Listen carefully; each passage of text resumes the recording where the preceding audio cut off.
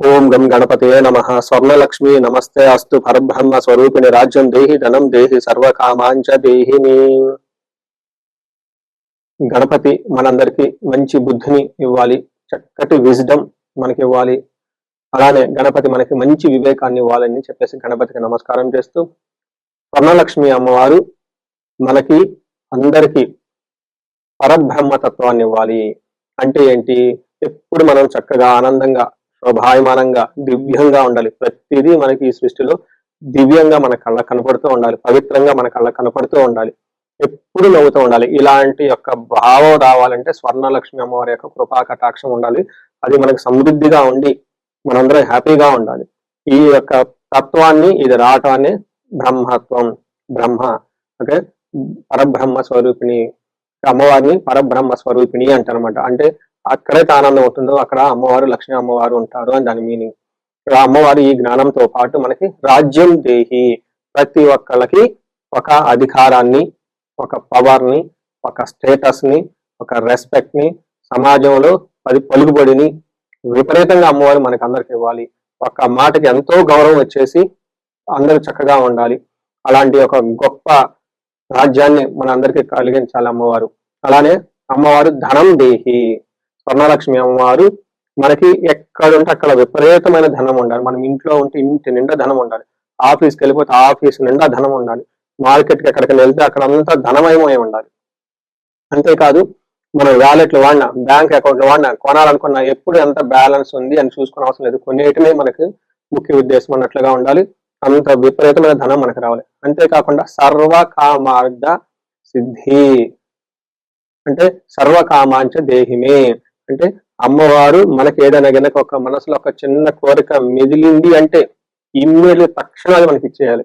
అమ్మవారి యొక్క కృపా కటాక్షం శ్రీ పరాభావనవ సంవత్సరంలో అందరికీ పర్టికులర్ వృశ్చిక రాశి వాళ్ళు కూడా చక్కగా ఉండాలని చెప్పేసి మనం కోరుకుంటూ, పరాభావనామ సంవత్సరంలో ఈ రాశి వారికి ఎలా ఉందో చూద్దాం. ఒక ముక్కలో చెప్పాలంటే మీకు 2024తో కంపేర్ చేస్తే 2025 చాలా బాగుంది. 2025తో కంపేర్ చేస్తే 26 ఇంకా చాలా బాగా ఉండబోతుందని గమనించుకోవాలి. ఎందుకు ఈ మాట చెప్తున్నానంటే, ఇది నేను ఉగాది రాశి ఫలాలు చేయడం, సోషల్ మీడియాలో పబ్లిక్ గా టీవీలో ఇంటర్వ్యూ అవటం ఇది 3వ సంవత్సరం. నేను ఫస్ట్ వచ్చిన కొత్తలో ఈ రాశి వాళ్ళకి అంటే 24 సంవత్సరాలకి అర్ధ అష్టమ శని నడుస్తుంది. చాలా కాల్స్ నాకు ఈ రాశి నుంచే వచ్చేవాళ్ళు. 10 కాల్స్ వస్తే 2 కాల్స్ ఈ రాశి నుంచే వచ్చేవాళ్ళు, ఎక్కువ కాల్స్ వస్తూ ఉండే అనమాట. ఆ తర్వాత వీళ్ళకి అర్ధాష్టమ శని పోయింది, అయితే చాలా వరకు ఇంప్రూవ్మెంట్ వచ్చేసింది. కానీ వీళ్ళకి అష్టమ గురువు కూడా ఉన్నారనమాట. అందుకని కొన్ని విషయాలు పర్టికులర్గా జాబ్ విషయంలో చాలా మంది ఇబ్బంది పడ్డారు. ఏదో బలవంతంగా జాబ్ చేస్తూ ఉన్నారు, కష్టంగా జాబ్ చేస్తూ ఉన్నారు, ఇష్టం లేకుండా జాబ్ చేస్తూ ఉన్న వాళ్ళు అట్లుగా ఉన్నారు. ఈ ఒక్క విషయంలో ఎక్కువ మంది చాలా ప్రాబ్లమ్స్ ఫేస్ చేశారు. అయితే శ్రీ పరాభావనవ సంవత్సరంలో 2026 సంవత్సరంలో లక్కీగా ఉన్న రాశి ఈ రాశి అని చెప్పుకోవాలి. ఎందుకంటే గురువు వీళ్ళకి విశేషంగా లాభించబోతూ ఉన్నాడు. ఈ యొక్క కారణం చేత 24తో కంపేర్ చేస్తే 25, 25తో కంపేర్ చేస్తే 26 కూడా చక్కగా బ్రహ్మాండంగా ఉండబోతుంది. వీళ్ళకి ఆదాయం 11. చూడండి, మీకు ఈ స్టాటిస్టికల్ ఫిగర్స్ ఇక్కడ తెలిసిపోతూ ఉంటుంది. వీళ్ళకి ఇందులో ఉన్న నక్షత్రాల కనుక చూసుకుంటే విశాఖ 4వ పాదం, అనురాధ 1, 2, 3, 4 పాదాలు, జ్యేష్ఠ 1, 2, 3, 4 పాదాలు అంతా ఈ వృశ్చిక రాశిలో ఉంటారు. పేరు బలం కనుక చూసుకుంటే వీళ్ళకి తో, నా, నీ, ను, నో, యా, ఈ, యు ఈ లెటర్స్ అంతా కూడా వృశ్చిక రాశిలో ఉంటారు. వీళ్ళకి ఆదాయం 11, వ్యయం 5. అంటే దీని మీనింగ్ ఇక్కడ మీకు తెలిసిపోతుంది. మీకు మల్టీ సోర్సెస్ ఆఫ్ ఇన్కమ్ వచ్చే అవకాశం ఎక్కువగా ఉంటుందని గమనించుకోవాలి. రెండోది రాజ్యపూజ్యం 2 ఉంటుంది. అవమానం అంటే 6 ఉంటారు. ఈ విషయంలో కొంచెం జాగ్రత్తగా ఉండాలి. మీరు నెక్స్ట్ స్టెప్ లైఫ్ లో ఎవాల్వ్ అవబోతూ ఉన్నారు, కొత్త కొత్త ఆపర్చునిటీస్ రాబోతూ ఉన్నారు, ఇన్నోవేటివ్ గా ఉండబోతున్నారు. ఈ టైంలో మీకు అవమానించే వాళ్ళు ఎక్కువ ఉంటారని కొంచెం గమనించుకోవాలి. అయితే ఒకే ఒక్క చిన్న పని చేయటం తోటి ఈ 2026 అంతా మీకు శోభాయమానంగా ఉంటుంది, దివ్యంగా ఉంటుంది. ఏమిటి అంటే, మీ చుట్టూ టాక్సిన్ పీపుల్, చెడు అలవాట్లు కలిగిన వ్యక్తులు, చెడ్డ బుద్ధి కలిగిన వాళ్ళు ఎవరిని ఉంటే తీసి దూరంగా అవతలేయండి, లేదా వాళ్ళ దూరంగా మీరు పోండి. ఈ పని కనుక మీరు చేయగలిగితే మీకు విపరీతంగా ధనం వచ్చే అవకాశం ఎక్కువ ఉందని గమనించుకోవాలి. మనకి గ్రహస్థితిని బట్టి కనుక చూసుకుంటే శని 5th హౌస్ లో ఉండటంతో మీకు కొంచెం ఎడిక్షన్స్ అయ్యే అవకాశం ఎక్కువగా ఉంటుంది.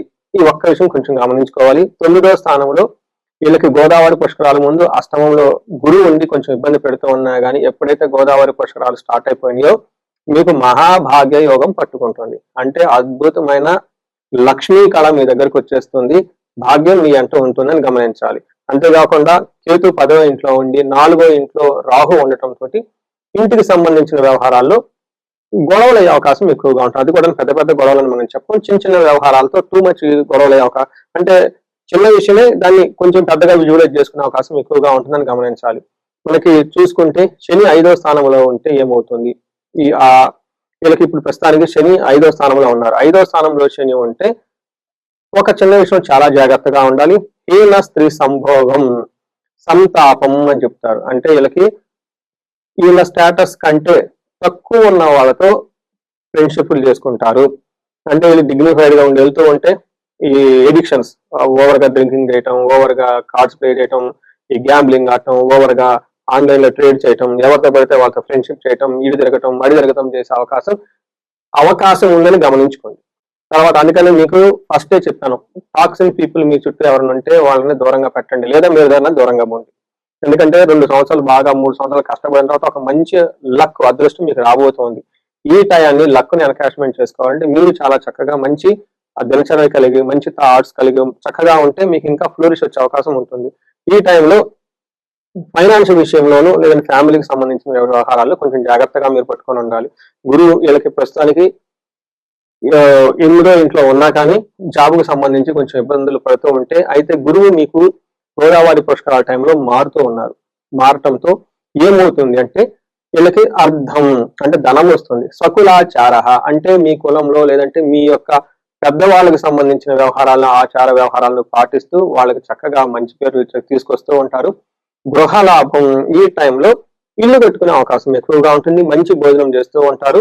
నిత్య స్త్రీ జన సంపర్క అంటే ప్రతిరోజు చక్కగా మీ ఇంట్లో కానివ్వండి, ఇంట్లో ఉన్న ఆడవాళ్ళతో కానివ్వండి, బయట ఉన్న ఆడవాళ్ళతో కానీ చక్కగా ఇంట్లో ఫ్యామిలీ మెంబర్స్, తల్లి అయితేనేమి, తర్వాత భార్య లేదంటే కూతురు, తర్వాత ఇంకా ఎవరైనా బంధువులు ఉంటే వాళ్ళతో చక్కగా డిగ్నిఫైడ్ గా వాళ్ళతో ఉంటూ వాళ్ళతో చక్కగా మాట్లాడుతూ వాళ్ళ యొక్క ఆశీర్వాదం తీసుకొని వాళ్ళ సపోర్ట్ తో ఏదైనా చేయగలుగుతారు. అంతేకాకుండా ఆఫీసుల్లో కానీ ఇంకెవరైనా కానీ ఫీమేల్ కొలీగ్స్ వాళ్ళు ఉంటే వాళ్ళ నుంచి కూడా మంచి సపోర్ట్ వచ్చేసి చాలా చక్కగా ఉంటారని గమనించుకోవాలి.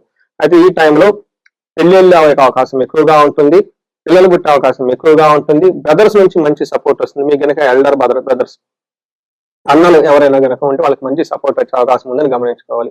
చూశారు కదండి, గురువు మీకు యోగాన్ని, అద్భుతమైన యోగాన్ని తీసుకుని వస్తూ ఉన్నారని గమనించాలి. అయితే రాహు మీకు 4వ స్థానంలో ఉండటం తోటి ఒక చిన్న జాగ్రత్తగా ఉండాలి. మీరు అతిగా ఏమంటారు భ్రమలకు గురయ్యే అవకాశం ఉంటుంది. అంటే ఏంటి, ఏదో చిన్న మిస్టేక్ ఉంటుంది, దాన్ని మీరు చాలా పెద్ద చేసుకొని తీసుకునే అవకాశం ఎక్కువగా ఉంటుంది. చిత్త భ్రంశం అంటారు, అంటే ఉన్నది లేనట్టు లేనిది ఉన్నట్లు చిన్న చిన్న విషయాలు పెద్దగా తీసుకునే అవకాశం ఎక్కువ ఉంటుంది. స్త్రీ మూలొచ్చ భయపడదాం, అంటే ఇంట్లో కానివ్వండి బయట కానీ సంబంధించిన స్త్రీలకు సంబంధించి ఏదైనా కనుక ప్రాబ్లం ఉంటే తద్వారా బాగా ఏమంటారు భయానికి గురే అవకాశం ఎక్కువ ఉంటుంది గమనించుకోవాలి. ఇన్ కేసు ఎవరైనా కనుక ఈ రాశిలో పుట్టిన లేడీస్ ఉంటే మీకు జెంట్స్ నుంచి ఫుల్ సపోర్ట్ వస్తుంది. అది ఇంట్లో ఉన్న ఫాదర్ కానివ్వండి, లేదంటే బ్రదర్స్ కానివ్వండి, ఎవరైనా కానీ, అలానే మీరు ఆఫీస్లో ఉన్న కొలీగ్స్ కానివ్వండి, ఎవరైనా సరే మీరు బయట కనుక ఇంట్లో బయట జెంట్స్ నుంచి ఫుల్ సపోర్ట్ వచ్చేసి చాలా చక్కగా మీకు ఎంకరేజ్మెంట్ ఇచ్చేసి బాగా మీకు కావాల్సిన విధంగా సపోర్ట్ చేసే అవకాశం ఉంది. చూసారు కదండి, ఏ గ్రహం చూసుకున్నా కానీ చక్కగా అన్ని విధాలా బాగా కలిసి వచ్చే విధంగా ఉంది. ఖచ్చితంగా మీకు ఒక బేస్ ఫ్లోరిష్ అవడానికి ఒక బేస్ అయితే ఈ శ్రీ పరాభావ సంవత్సరంలో మీకు వస్తుంది. నెక్స్ట్ ఇందులో ఉన్న నక్షత్రాలు కనుక చూసుకుంటే విశాఖ, అనురాధ, జ్యేష్ఠ 3 నక్షత్రాలు ఇందులో ఉంటాయి. నక్షత్ర ప్రకారం విశాఖ నక్షత్రం వాళ్ళకి సంపదలు విపరీతంగా వస్తుంది. సర్వజన పూజ్యం, అందరి నుంచి రెస్పెక్ట్ వస్తుంది. హెల్త్ రోబస్ట్ గా ఉంటుంది. ఇంకేం కావాలంటే గౌరవం ఉంటుంది, ధనం ఉంటుంది. హెల్త్ బాగుంటే ఇంకేం కావాలి చెప్పండి. ఒక విషయం జాగ్రత్తగా ఉండాలి. విశాఖ నక్షత్రం వాళ్ళకి మీకు ఇంతకుముందు ఏదైనా కనుక 1 year బ్యాక్ 2 year బ్యాక్ ఏదైనా కనుక ప్రాజెక్ట్ స్టార్ట్ చేస్తుంటే ఆ యొక్క మీ డ్రీమ్ ప్రాజెక్ట్స్ ఉంటే అది ఆగిపోయే అవకాశం ఎక్కువ ఉంటుంది. ఒకసారి జాతకాన్ని పెట్టుకోవడం చాలా అవసరం.